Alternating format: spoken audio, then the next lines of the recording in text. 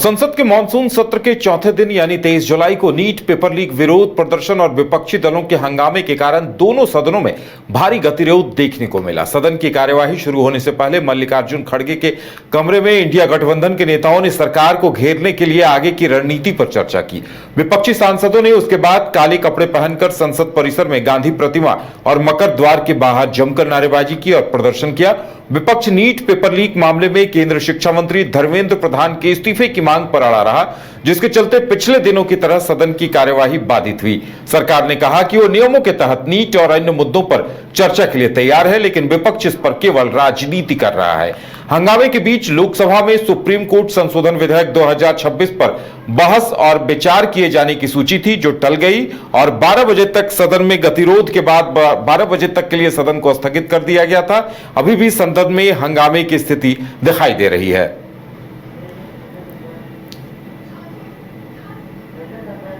हाँ?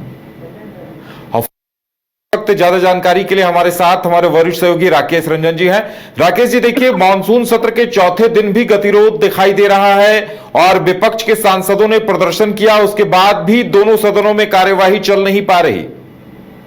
जी हाँ, अभी प्रश्नकाल नहीं चल पाया, 12 बजे तक सदन को स्थगित करना पड़ा। उसके बाद फिर जब कार्रवाई दोबारा शुरू हुई तो फिर भारी शोर शराबा विपक्ष की तरफ से हुआ और फिर जो है सदन की कार्रवाई 2 बजे तक के लिए स्थगित कर दी गई है।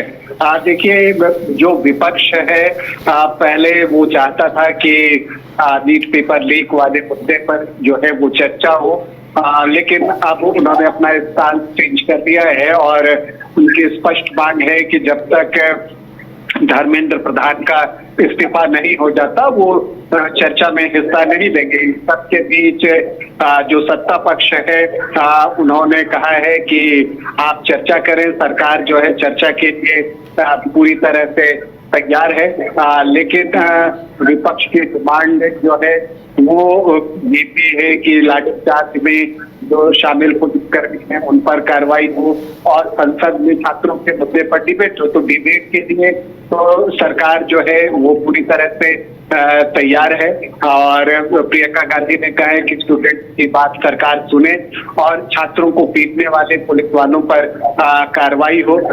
सिस्टम से छात्रों का भरोसा टूट गया है, तो ये विपक्ष की तरफ से कहा जा रहा है। दूसरी तरफ गृह मंत्री अमित शाह ने कहा कि प्रधानमंत्री मोदी के नेतृत्व में युवाओं का भविष्य उज्जवल है और युवाओं के भविष्य से खिलवाड़ नहीं होने दिया जाएगा।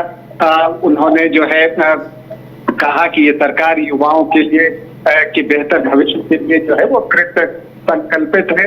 और यहाँ पर तो ये एक जो आप कहते हैं कि अवरोध बना हुआ है, विपक्ष चर्चा से क्यों भाग रहा, ये बातें किरण रिजिजू ने कही हैं और चर्चा से बचने के रास्ते ढूंढ रहा है। विपक्ष तय करे कि चर्चा कब करनी है, ये सरकार की तरफ से कहा जा रहा है। तो कुल मिलाकर उदय अगर आप देखें तो अवरोध बना हुआ है, संसद की कार्रवाई ठीक से चल नहीं पा रही है और आज भी पहले प्रश्नकाल स्थगित करना पड़ा। 12 बजे जब दोबारा कार्रवाई शुरू हुई तो फिर 2 बजे तक के लिए उसको स्थगित करना पड़ा है।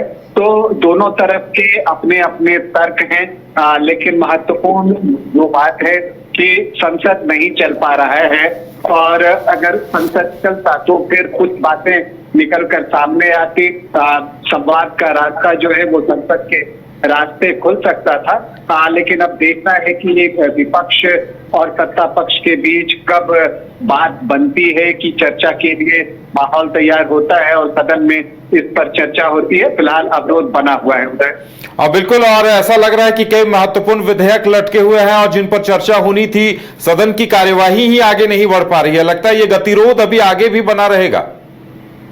जी हाँ, अभी ये गतिरोध ऐसा लगता है कि बना रहेगा और ये एक ट्रेंड सा हो गया है।